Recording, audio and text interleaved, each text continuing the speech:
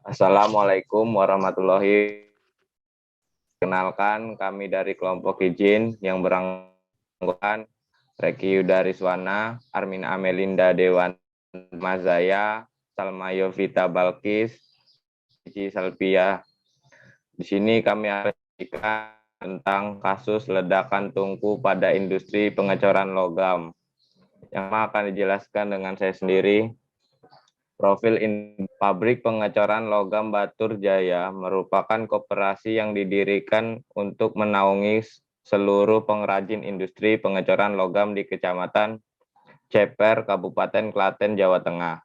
Pabrik pengecoran ini berdiri pada lahan seluas 4.582 m dan memperkerjakan 60 orang pekerja. Pabrik pengecoran Batur Jaya ini beroperasi mulai Senin sampai Jumat, yang dimulai pada pukul 9 sampai jam 16.00.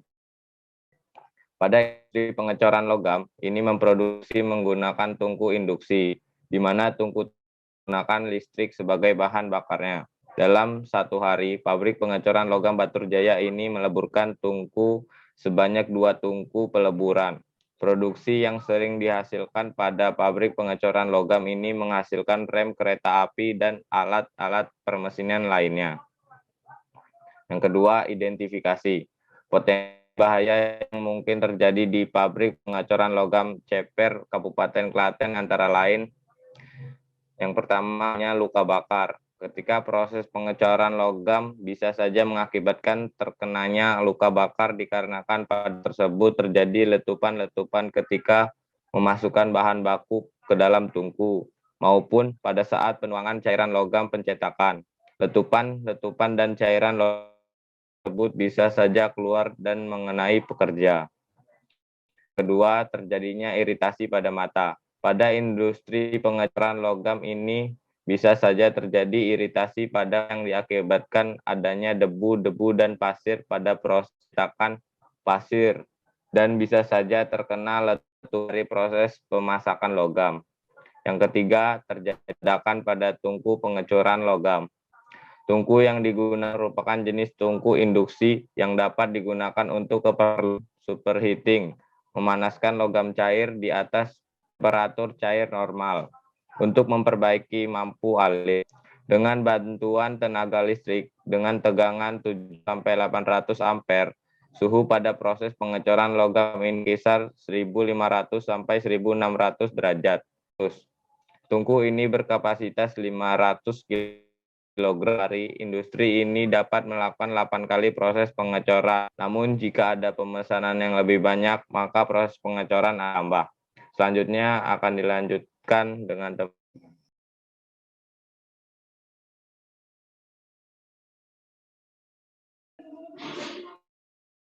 next dulu. Di pabrik pengecoran logam di Koperasi Batur Jaya ini menggunakan jenis saluran sehingga pada bawah tangki ada saluran dingin. Saluran cairan dingin ini terdapat pada bagian bawah tungku dan jika saluran cairan dingin tersebut bocor dan masuk pada bagian dalam tungku mengakibatkan bercampurnya cairan pendingin tersebut dengan logam cair akan dapat menimbulkan ledakan.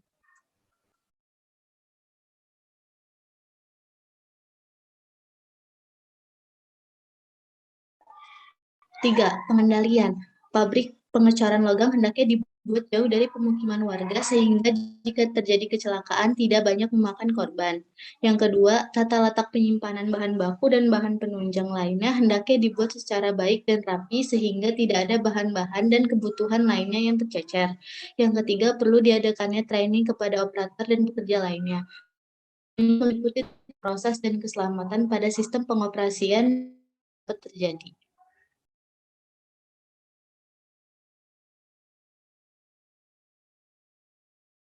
Kemudian ada gambaran kondisi di tempat, diagram flow proses pembuatan. Yang pertama, pembuatan pola merupakan gambaran dari bentuk produk yang akan dibuat.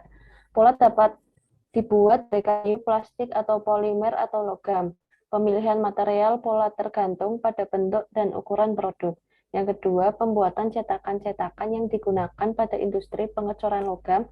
Ini merupakan merupakan cetakan pasir yang terbuat dari campuran pasir hitam dan bentonik dengan perbandingan 2:1 dan tambahan pasir silika.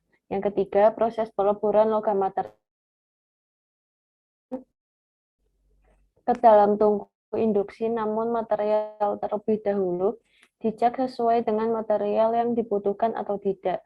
Kemudian proses pengecoran dilakukan selama 1,5 jam untuk peleburan pertama dan 1 jam untuk peleburan kedua dengan tegangan 700 sampai 800 ampere dan kapasitas 50 kg.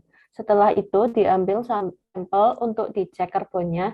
Kalau kandungan karbonnya tidak sesuai dengan standar, maka ditambahkan lagi karbon dan silikon dengan perbandingan 3:1 dan tambahan bahan baku, tambahan dari bekas bubutan.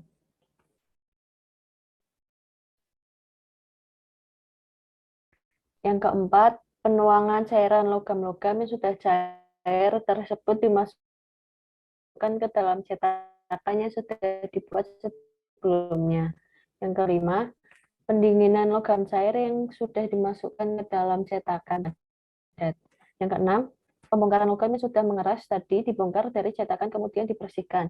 Ketujuh, pembersihan dan pencetakan setelah dibongkar dari cetakan logam tersebut dibersihkan kemudian dicek sesuai dengan spesifikasi produk yang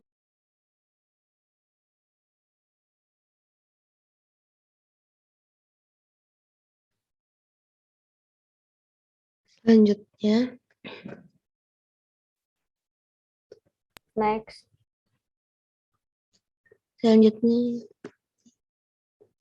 yaitu identifikasi faktor bahaya, di mana identifikasi faktor bahaya tersebut dibagi menjadi fisik, yaitu suhu yang sangat tinggi menyebabkan kekurangan cairan, radiasi ultraviolet yang dapat merusak penglihatan, ledakan-ledakan kecil yang dapat merusak telinga, lontaran bunga api penuangan yang dapat menyebabkan cacat pada kulit. Ya, selanjutnya yaitu adalah kimia, di mana contoh-contohnya itu debu pembakaran dari dalam tungku timah hitam dan kadmium akan bisa menyebabkan penyakit paru-paru kronis. Next. Selanjutnya yaitu adalah pengendalian faktor bahaya dengan konsep SRAA. Nah, yaitu adalah eliminasi, di mana menghilangkan suatu bahan atau tahapan proses berbahaya. Terus ada substitusi, yaitu mengganti bahan bentuk serbuk dengan bentuk pasta. Terus proses menyapu diganti dengan vakum. Lalu rekayasa teknik, di mana pemasangan alat pelindung diri, pemasangan general dan local ventilation, dan pemasangan alat sensor otomatis. Next.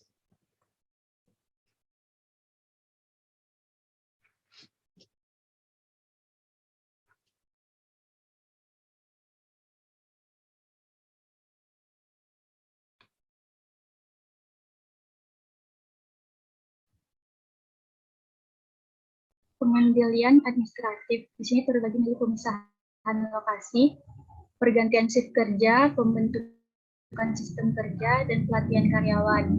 Dan selanjutnya ada alat pelindung diri. Di sini terbagi menjadi penggunaan helmet, safety hose, air plug, dan move, safety gloves. Selanjutnya, di sini juga ada membuat program dan promosi. Program yang dilaksanakan PD bagi pekerja yang lapar dengan pekerjaan, larangan merokok, life balance, dan memakan makanan sehat.